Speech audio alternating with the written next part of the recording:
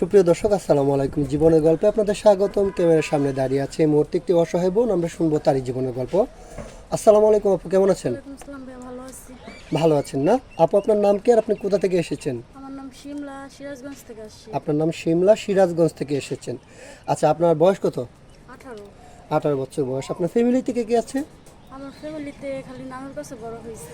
আপনার নানুর কাছে বড় হয়েছেন। আপনার আব্বু আম্মু মারা গিয়েছেন নাকি অন্য কোথাও আছে? হ্যাঁ, মারা গেছে। আর আপনার ফ্যামিলিতে ভাই বোন কজন আপনারা? আমরা 3 বোন 2 ভাই। আপনি 3 বোন 2 ভাই। আপনার কি বিয়ে শাদী হয়েছিল? না, এখনো হয় নাই। আচ্ছা, আপনার ওই বোনগুলো কোথায় আছে? তারা থাকে তার স্বামীর কাছে। ওদের বিয়ে শুধু হয়ে গেছে? বিয়ে হয়ে গেছে। আর আপনার ভাই আপনাদের খবর রাখে না? না, ও আচ্ছা আচ্ছা, তাহলে তো আপনার লাইফটা অনেক কষ্টের আপু। বুঝতে পেরেছি। তো আপনি আমাদের ক্যামেরার সামনে কী জন্য আসছেন অথবা কীভাবে আসেন একটু যদি বলতেন। আমি আরেকটা বোনের মাধ্যমে আমি আপনাদের পরিচয় শুনছি। ও, শোনার পরে এখানে আসা হয়েছে। আপনার বান্ধবী অথবা বোন যেটাই বলি না কেন আমরা, তার মাধ্যমে আপনি আমাদের খোঁজ পেয়েছেন, আপনি আমাদের এখানে আসছেন একটা ভালো জীবন সঙ্গীর আসে, তাই তো? হ্যাঁ। আচ্ছা ঠিক আছে। যিনি আপনাকে বিয়ে করবেন ওনার বয়সটা কেমন হতে হবে?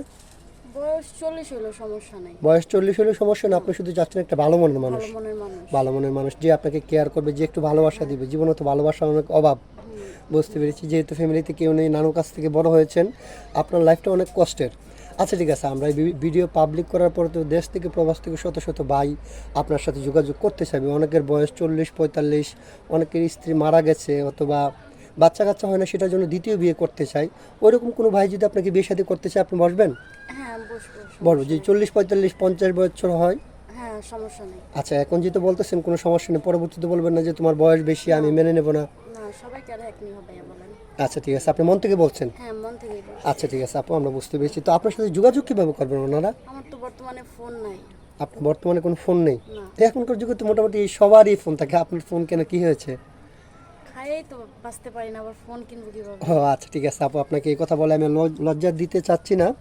তো সুপ্রিয় দর্শক, এই মুহূর্তে দেখতে পাচ্ছেন ডিসপ্লেতে একটি নাম্বার। এই নাম্বারটা হচ্ছে আমাদের ইউটিউব চ্যানেল কর্তৃপক্ষের নাম্বার।